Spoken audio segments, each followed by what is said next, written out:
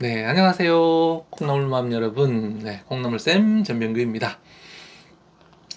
요즘 참 안 좋은 이야기들이 너무 많이 들려오고 있습니다. 네, 도심에서 칼부림 사건들이 지금 연이어 벌어졌고요.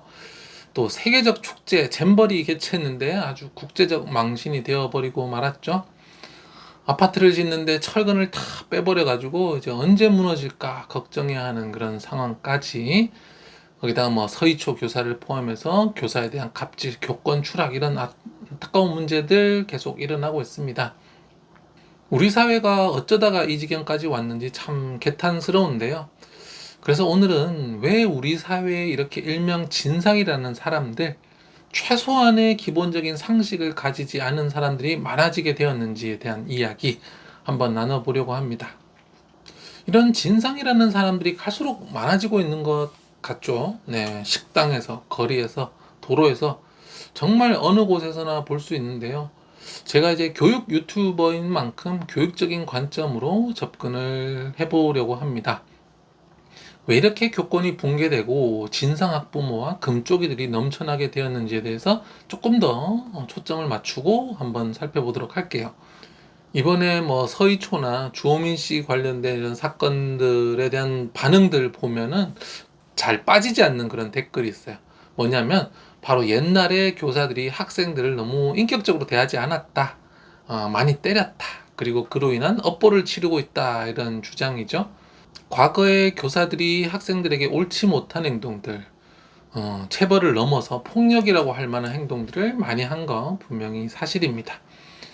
저 역시 80년대, 90년대에 초중고를 나온 사람으로서 그런 장면을 숱하게 목격했고요. 또 몇몇의 경우는 저 역시 당하기도 했습니다. 그래서 많은 분들에게 그런 일들이 상처가 되었고 교사에 대한 반감을 가지게 되는 계기가 되었다라는 거 충분히 이해할 수 있습니다. 저 역시 억울하게 그리고 너무 심하게 맞았던 그런 기억들이 생생하니까요. 그래서 과거의 교사들이 잘못된 폭력을 행사했다는 데 있어서 부정할 생각은 전혀 없는데요. 그리고 그런 나쁜 기억을 가진 사람들이 부모가 되어서 교사에 대한 그런 부정적인 감정 가지고 있는 것도 그럴 수 있다고 봅니다. 하지만 옛날에 너희 교사들이 그랬으니까 지금 그렇게 당해도 싸다, 이런 식의 논리에는 전혀 동의를 할 수가 없는데요. 왜냐하면 요즘 교사들은 옛날에 그걸 때렸던 그 교사들이 아니에요. 그때 체벌을 하던 교사들은 이미 퇴직해서 살고 계시고요. 지금 학교에 있는 교사들은 대부분 옛날에 그 때리던 교사가 아니라 그 맞던 학생이었어요. 그러니까 요즘 교사들은 이중을 억울하죠. 학생 때는 교사에게 맞았는데 교사가 되고 나니까 이제 학생하고 학부모한테 맞네요. 네, 정말 억울합니다. 네. 과거 교사들의 도를 넘은 체벌과 폭력, 그리고 그로 인해서 사람들에게 생긴 그 교사에 대한 반감이 첫 번째 원인이라고 볼 수 있는데요. 근데 그때 때렸던 교사와 요즘 맞는 교사가 같은 사람이 아니니까 이건 또 합리화할 수 없다, 이렇게 정리하고 싶습니다. 옛날에 때렸으니까 맞아도 된다, 이런 댓글, 이런 말씀 어디 가서 이제 하시면 안 됩니다. 네. 두 번째는 좀 교육기관에 대한 불신이 그 원인인 것 같아요. 가장 대표적인 것이 이제 어린이집 아동학대 사건들이죠. CCTV를 통해서 실제로 본 그 학대들이 정말 인간이기를 포기한 그런 보육교사들이 있어서 너무 충격적인 모습들이었습니다. 교육기관에 대한 사람들의 신뢰가 그로 인해서 굉장히 많이 없어졌죠. 2000년대 초반에 이제 CCTV가 보급이 많이 되면서 이런 것들이 많이 알려지면서 교육기관에 대한 신뢰가 뚝뚝 떨어졌는데요. 이게 초등학교에는 조금 적용이 되지 않는 게, 초등학생 아이들은 또 말 못하는 이런 영아들이 아니잖아요. 어떤 부당한 일이나 그런 발언을 당하면 본인이 이야기를 하기도 하고, 본인이 아니더라도 주변 아이들이 누구라도 집에 가서 그런 이야기들을 다 합니다, 아이들이. 우리 아이가 좀 똘똘지 못하다 해도요, 반에서 똑똑한 아이들이 집에 가서 부모님한테 다 이야기하고요. 또 그런 일이 뜨면 단톡방 등을 통해서 금세 다 퍼지고 하니까 또 이런 것들도 너무 걱정하지 않으셔도 될 것 같고요. 또 우리 사회에 이렇게 진상이 많아진 세 번째 원인, 대한민국 특유의 좀 불안 문화에 있는 것 같아요. 우리나라 사람들이 불안을 특히 많이 느낀다고 해요. 범죄 피해율은 세계 최저 수준이라고 합니다. 뭐 오늘 기사를 봤는데 남아공에는 하루에 68명이 살해를 당하는데요. 우리나라는 그렇게 당하지도 않고 굉장히 치안이 가장 세계적으로 안전한 나라인데 범죄 피해에 대한 불안은 반대로 세계 또 최고인 거예요. 그러니까 가장 안전한 나라인데 불안은 가장 높은 거죠. 이것이 왜 이렇게 불안도가 높으냐까지를 뭐 제가 심리학자가 아니니까 이 영상에서 분석을 해보지는 않을 텐데 어쨌든 간에 이렇게 불안이 많은 우리들의 특성상 아무 일도 아닌 것에도 혹시나 차별을 당하지 않았나, 우리에게 무슨 일이 있지 않았나, 이렇게 불안이 많이 생긴다라는 겁니다. 계속해서 그런 관점으로 생각하고 걱정하고 살펴본다라는 거죠. 이것이 자상한 관심의 수준이면 참 좋을 텐데 불안하면 이게 관심이 아니거든요. 그리고 정상적인 사고가 안 되게 되죠. 그러니까 좀 집착하게 되고 집요하게 되고 그러면서 이제 공격적인 수준. 그러니까 이제 정상적인 문제 제기가 아니라 막 공격을 하면서 남에 대한 배려가 없는 진상 행동으로 나오게 되는 것 같아요. 또 네 번째 원인으로는요, 지나치게 무기력한 공권력이라고 저는 보는데요. 우리나라 공권력은 정말 세계적으로도 너무너무 무기력합니다. 예를 들어서 경찰의 경우를 보면 미국 같은 데서 경찰의 몸에 손을 댄다? 혹은 약간의 위협적인 행동을 한다? 그러면 바로 총을 쏴버리죠. 네. 그리고 업어쳐서 땅에 매다 꽂아버립니다. 그래서 그 사람이 죽어도 다쳐도 큰 문제가 없습니다. 왜냐하면 공권력의 공격성을 가했다. 그러면 이제 자비가 없어요. 근데 우리나라는 경찰이 막 뺨을 얻어맞죠. 걷어차이고 하죠. 경찰이 막 받고 있어요. 그래서 경찰에게 막 폭력을 행사하는 사람, 그리고 막 이렇게 난동을 부리는 사람을 말리다가 업어치겠다. 뼈가 부러졌다. 합의금 1억. 흉기 난동을 부리고 도망가는 범인에게 총을 쏴서 잡았는데 7천만 원. 네. 벌금이요. 상금 아니고 벌금이요. 이런 식이거든요. 그래서 경찰이 정당한 이제 범죄 진압을 했는데도 이렇게 벌금이 7천만 원, 1억씩 이제 맞다 보니까 경찰들이 아무것도 할 수가 없어요. 요즘에 교사들이 맞는다고 하는데 사실은 이거 경찰, 소방관, 뭐 공무원, 뭐 시청, 동사무소 공무원 다 똑같습니다. 현재 우리 이 공권력이 모두 양손 양발에 지금 족쇄가 채워진 상태입니다. 상대방이 아무리 무개념이고 아무리 진상이고 아무리 폭력적이더라도 어떤 대응도 할 수 없게 되어 있습니다. 근데 이 과정에서 어떤 대응을 한다. 그러면 이제 무조건 공무원 책임, 공권력 책임이 되어버리죠. 그리고 나라에서는 도와주질 않아요. 개인 돈으로 다 물어주고 잘리기도 쉽고. 그러다 보니까 이런 진상들에게 공공기관은 아주 손쉬운 타겟이 되는 것 같습니다. 이제 자기 인생이 꼬인 그런 분노와 이런 것들을 어디 가서 풀기가 쉽지 않은데 공공기관에 와서 푸는 거죠. 아무것도 못하니까. 네. 저는 이게 왜 그러냐라고 보면 80년대 독재 정권 시절과 좀 관련이 있다고 봅니다. 그때 당시 경찰들이 막 너무 과도한 진압하고 고문하고 잘못된 행동들 정말 많이 했죠. 권력의 앞잡이로서. 그래서 이제 경찰들이 사용할 수 있는 물리력들을 이제 크게 제한을 했는데 이게 이제 아직도 정상적인 범위에도 풀어지지가 않은 것 같습니다. 앞에 이제 예전에 교사가 학생들에게 폭력을 행사를 했는데 이제 거꾸로 된 것과 비슷한 그런 케이스라고 봐요. 이제는 조금씩 풀어서 정말 물리적인 위협을 가하는 범죄인들에게는 경찰이 정당한 물리력을 행사할 수 있어야 되고 그에 대한 책임을 지지 않아야 된다고 봅니다.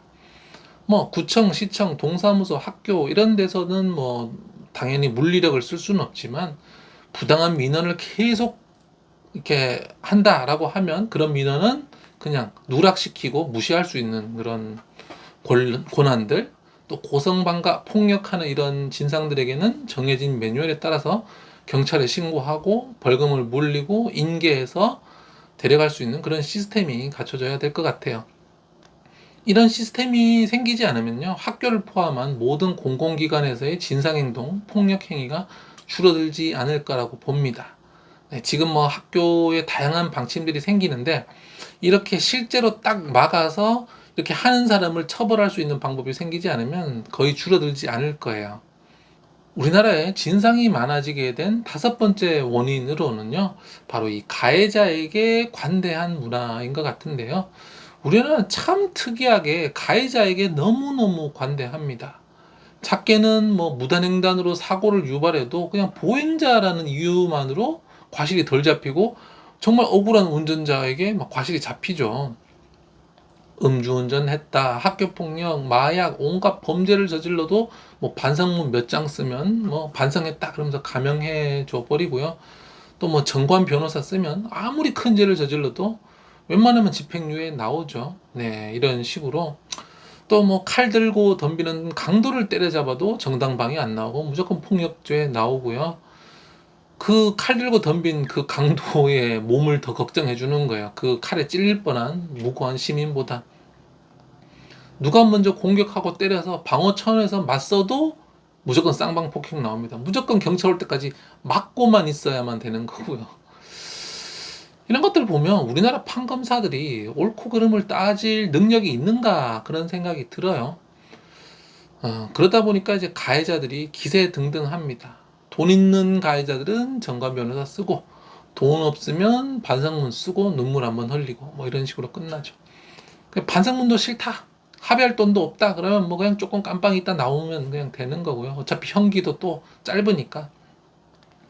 그래서 요즘에는 이제 어차피 망한 인생, 어차피 깜빵 들락날락 할 몸인데 뭐 한 몇 년 더 있는다고 무엇이 다르랴, 이런 마인드로 사고 치는 사람들도 점점 늘어나는 것 같아요.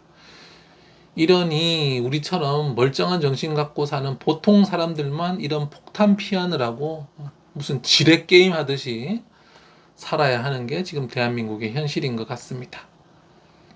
우리 사회에 진상이 많아진 마지막 이유는요, 저는 이게 정말 결정적이라고 보는데요, 바로 전염 효과예요.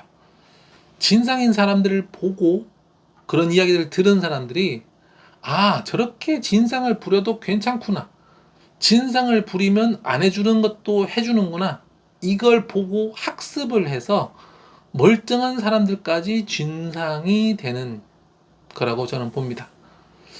저는 이제 사람들에 대해서 어떻게 생각을 하냐면, 전체 100% 중에 한 5% 정도의 사람들은 후천적으로 잘 안 바뀔 정도로 굉장히 천성적으로 착하다고 보고요. 또 반대로 한 5% 사람들은 후천적으로도 절대 바꿀 수 없을 정도로 천성적으로 악하다. 나머지 90% 사람들은 뭐냐? 이 사람들은 굉장히 백지에 가까워서 배우고 물이 들면 어느 쪽으로든 변화 가능하다. 제 생각을 좀 이해하기 쉽게 좀 단순하게 설명드린 건데요. 제가 말씀드리고 싶은 것은 결국 이 90%의 평범한 사람이 어느 쪽에 줄을 서도록 이 사회 시스템이 되어 있느냐라는 겁니다. 이들이 선한 쪽으로 줄을 서면 사회 전체가 점점 선한 사람이 늘어나면서 악한 사람이 설 곳이 없는데, 이들이 이 90%의 사람들이 자꾸 악한 쪽으로, 나쁜 쪽으로 줄을 서도록 사회 시스템이 되어 있으면 사회에 악한 사람, 진상이 점점 많아진다는 거죠. 이런 것들은 제가 교사를 하면서 교실에서도 정말 많이 느낄 수가 있었어요.